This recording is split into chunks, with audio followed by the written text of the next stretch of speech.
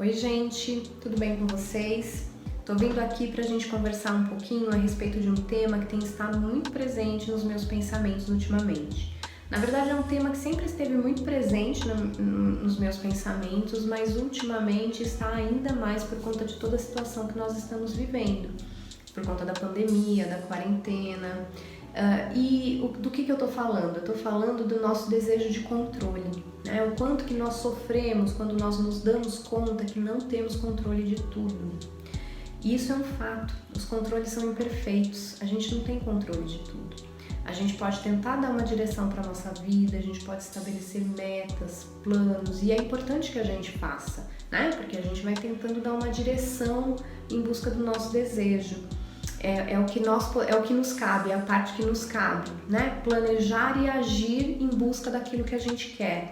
Mas às vezes, no meio do caminho, as coisas saem do lugar e não acontecem exatamente do jeito que a gente gostaria. Não é incomum que isso aconteça. E é muito comum que as pessoas sofram muito com isso, né? Que as pessoas tenham muita dificuldade de lidar com o imprevisto, com aquilo que não sai exatamente do jeito que eu gostaria.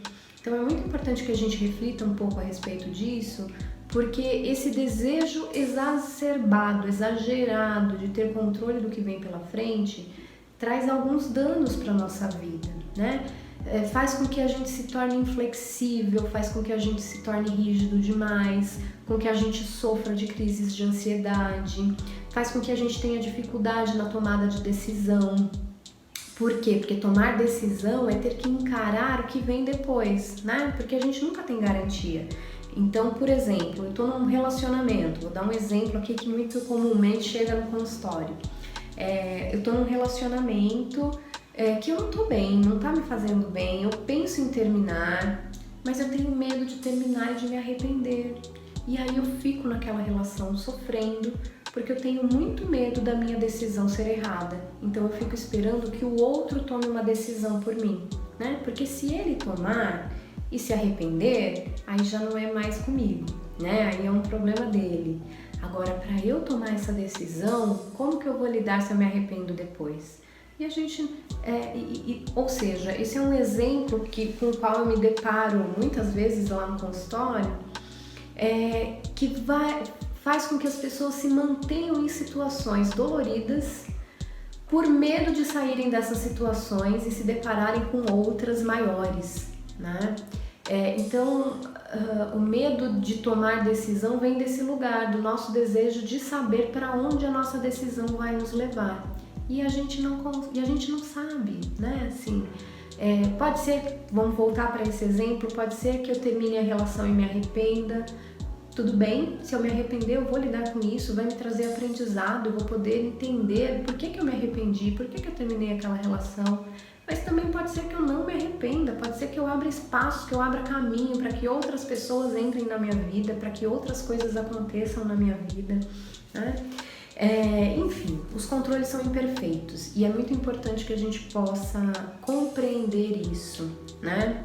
Para que a gente consiga permanecer no hoje, para que a gente consiga permanecer no presente e que a gente não fique sofrendo por um futuro que ainda não existe. Até porque esse futuro ele é construído no hoje, né? Se eu consigo viver bem o meu presente, se eu consigo dar o melhor de mim e me responsabilizar pela minha parte hoje no meu presente, a possibilidade de eu ter um futuro promissor, né? Um futuro onde eu vá ao encontro dos meus desejos é muito maior do que quando eu fico presa nessa ideia, porque a nossa fantasia ela vai longe, né? A gente vai criando diversas situações e a gente vai ficando presa nesse emaranhado de pensamentos, o que nos paralisa no presente, né? E faz com que lá na frente o futuro não seja tão legal assim. Enfim. Tô aqui com um textinho, um poema do Fernando Pessoa que eu gosto bastante, que eu acho que exemplifica bem isso que a gente está conversando agora. O nome do texto é Para Além da Curva da Estrada. Eu vou ler para vocês porque eu acho que ele fecha bem essa conversa que nós estamos tendo. Então, para além da curva da estrada. Para além da curva da estrada, talvez haja um poço e talvez um castelo. Talvez apenas a continuação da estrada.